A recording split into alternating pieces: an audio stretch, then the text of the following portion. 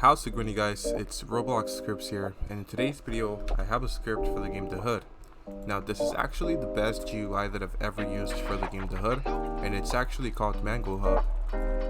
I'm going to go ahead and execute it to show you guys how it works. It's a pretty simple script. So that guy's exploiting.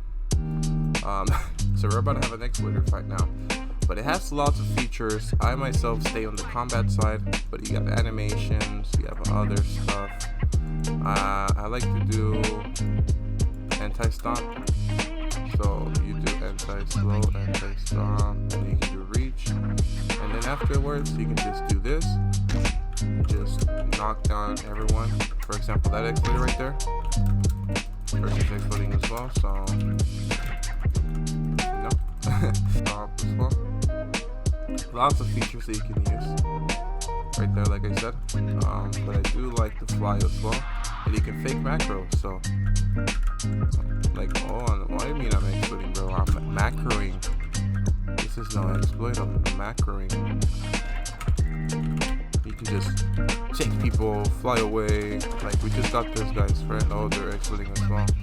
And then we're gonna take him, and then make him fall, watch. Oh, bye.